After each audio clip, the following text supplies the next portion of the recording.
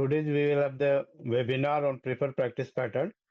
And today the speaker is Dr. Malay Verma. He is the leading oculoplasty expert from the Ranchi. And he will be speaking on the important parts related to oculoplasty. So Dr. Malay Verma is a senior consultant oculoplasty in the Ranchi. And after doing MS from the PGI MS Rohtak, he also done the fellowship in oculoplasty and orbit from the Shankar Nitwale Chennai. And he also served as an associate consultant there. And after that, he came to Ranchi and started the private practice. He is the recipient of the many papers and the video-based video awards. He also published many publications, 25 articles in various national journals. He is also the past editor of the Jharkhand Journal of Ophthalmology and is a member of the several professional bodies, including the AIS and the Oculoplastic Association of the India. And his clinical interest focus on the laser lacrimal surgery and eyelid reconstruction. So with this brief introduction, I invite Dr. Malay Verma to present his talk on related to the oculoplasty and the preferred practice pattern. Hope this will be useful to all the residents as well as the practitioners. So thank you, Dr. Malay Verma, please. Thank you, Dr. Sunil, for kind introduction. Welcome, sir.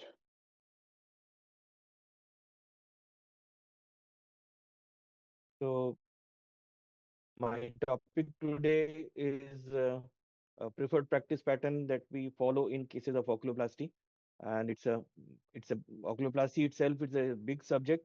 I have tried to make it concise. So, why do we need preferred practice patterns? Because we want some kind of standardization in the treatment that we offer to the patients in the field of oculoplasty. So oculo means eye and plasty means to mold along, and various other names also are sometimes mentioned. And oculoplasty as a subspecialty deals with diseases of lacrimal glands, lacrimal sac, eyelids, orbit, and various systemic illnesses which affect the eye. So let me start with lacrimal system. So if we see, the main symptoms will be watering, stickiness, painful swelling, and pus discharge. And the signs will be lid edema, there will be matting of lashes, discharges in fornices, and even fistula and sometimes punctal abnormalities.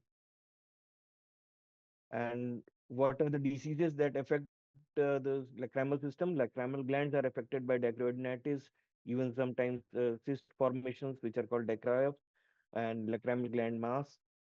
Lacrimal sac is very commonly affected in dacryocystitis and in nasolacrimal duct obstruction. The difference between them is that in a nasolacrimal duct obstruction, you'll get a mucoid regurgitation, whereas in dacryocystitis, you will get a purulent regurgitation from lacrimal sac. Lacrimal sac is also affected by masses and fistula formation, and various other diseases like punctal stenosis, accessory punctum, and then injury in canacular traumas, and then clavicular blocks. So, what are the tests that are required? Regurgitation test is done usually in the OPDs for screening, but syringing is mandatory for confirmation of the blockage and confirmation of the disease. And sometimes in cases of atonic sac, dye disappearance test is done. Imaging is sometimes needed for lacrimal sac tumors, but is compulsory for lacrimal gland lesions. So, what is the treatment paradigm? So, for congenital nasolacrimal duct obstruction, sac massage, 10 strokes 4 times per day till recovery. That is the standard regimen. And after 8 to 12 months of age, the sac massage does not work, and there we have to do probing. And if the probing fails, then we can once again do a reprobing with the intubation. And after 4 years of age, generally probing does not give good result. It's better to do a DCR surgery. And in cases of acute dacryocystitis, it's systemic and topical antibiotics and hot fomentation are required. IND is done if any abscess formation is there. And when pain resolves, in those cases, then DCR can be done. We don't wait for swelling to resolve. Resolution of pain is necessary. And for chronic dacryocystitis, DCR surgery is compulsory. DCT is only done if there is any malignancy. In punctal stenosis, punctoplasty with stenting is done, and cyclosporin is used when we see a peripunctal inflammation. Canaliculitis, syringing with antibiotics frequently done, and canalicular curettage, and then subjecting it for culture and sensitivity is also required. And for canalicular tear, early repair is required along with the stenting.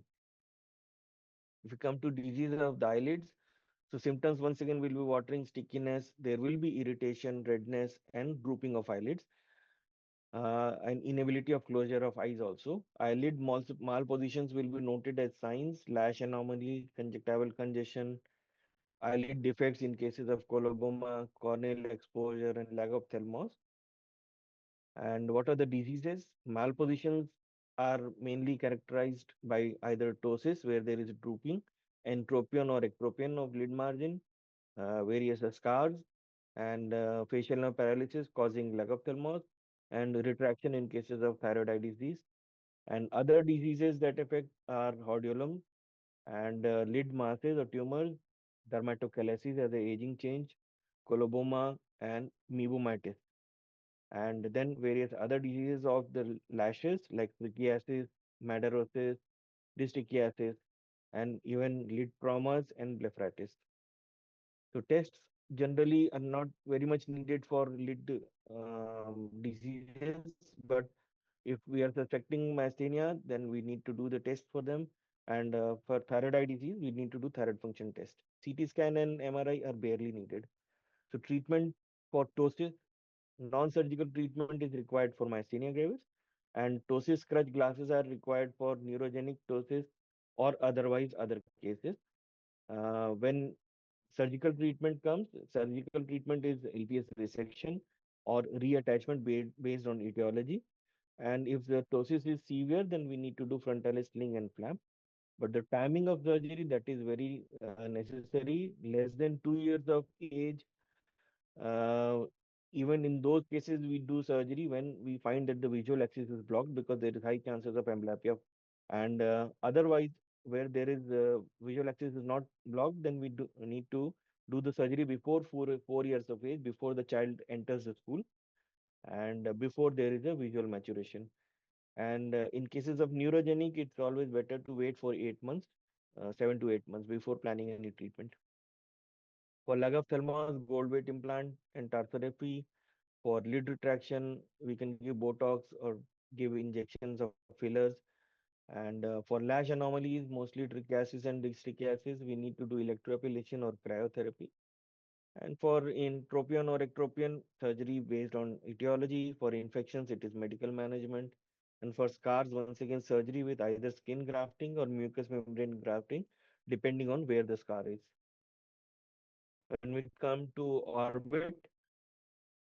orbital diseases, the most common symptom is prominence of eyes and sometimes loss of vision. There will be sunken eyes in cases of trauma, masses, double vision of ptosis, enophthalmos, mass lesions, squint, and other thyroid eye signs. So for inflammatory, the diseases that affect the orbit, the dacryoadenitis, IOID, which is also called pseudotumor, cellulitis, and various parasites. Neoplastic is benign malignant tumors from metastatic tumors and extensions from sinuses. Systemic is thyroid eye diseases, lymphoproliferative, leukemic infiltrates, and eosinophilic granuloma. These are all affect the orbit. Trauma, where we often see fractures or a foreign body, and traumatic optic neuropathy. So tests, once again, thyroid function tests are okay. Hemogram is done if we suspect leukemia. Visual fields and diplopia charting where there is diplopia and loss or diminution of vision. But imaging is the high point of diagnosis making in orbits. And we need to do CT scan and MRI, and in some cases ultrasound. So treatment for neoplastic, definitely orbitotomy and incisional biopsy with immunohistochemistry, and followed by chemotherapy and radiotherapy.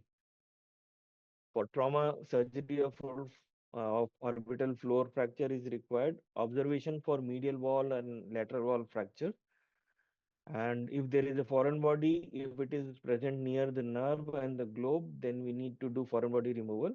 Otherwise, just observation for foreign body suffices. IVMP injections for traumatic optic neuropathy is very necessary. For infections, we need to do medical management. And for systemic diseases, once again, the treatment of the basic systemic diseases is necessary. So, what are the treatment timings in orbital cases? For optic neuropathy, IVMP should be started immediately because after 3 weeks, there is no use. Orbital fractures surgeries are done within 3 weeks if the fractures are large and the diplopia is huge. Otherwise, it's better to wait and watch for to see the resolution of diplopia. For thyroid eye disease, immediate surgery is required if there is nerve compression or corneal exposure. Otherwise, we can wait for 2 years for thyroid eye disease to become quiescent. Orbital foreign bodies, once again, immediately surgery is required if they are present near the nerve or globe or it is a plant material. Otherwise, metallic foreign bodies can be observed. And for orbital cellulitis, it is better to admit and provide the medical management. Thank you. That brings me to the end of this topic. Any questions?